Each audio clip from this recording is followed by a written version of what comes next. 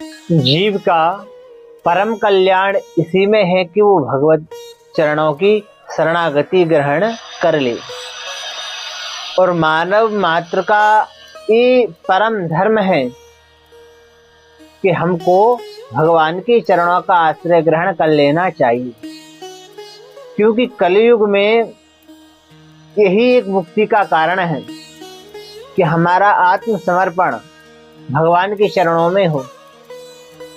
अन्य युगों में तो हम तपस्या करके, जप करके, पूजा करके, पाठ करके, यज्ञ करके महाराज अपने जीवन को सक्षम बना सकते थे, पर आज हमारे हाथ में तपस्या भी नहीं है, क्योंकि शरीर इतना ठीक नहीं है कि आप 4 घंटा, 10 घंटा, 50 घंटा बैठ सकें। यहाँ तो 3-4 घंटा नहीं बैठा जाता है। दूसरा, आज कोई ऐसी सामग्री नहीं है जिससे हम यज्ञ कर सकें।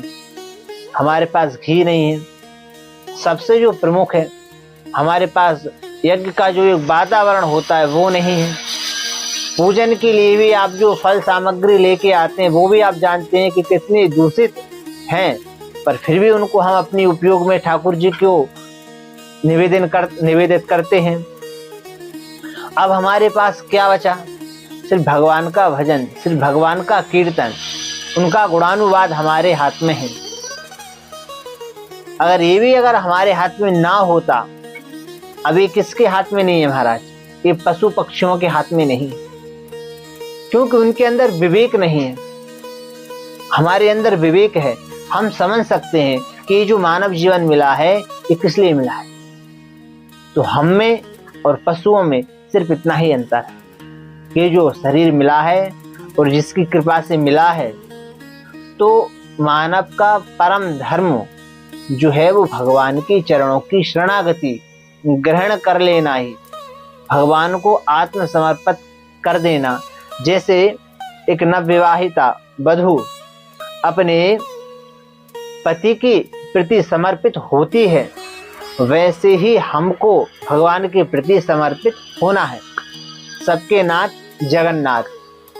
दूसरा, अन्य जो लोग हैं, पति के माध्यम से देवर भी है, जेठ भी है, सास भी है, ससुर भी है, तो उन सब का सम्मान करे। ये नहीं कि ऐसे पति बुला रहा है और उसी समय ससुर भी बुला रहे हैं, तो किन के पास जाए महाराज? सेवा दोनों की करनी है। तो पति का जो है वो परम धर्म है और जो ससुर बुला रहे हैं वो धर्म है।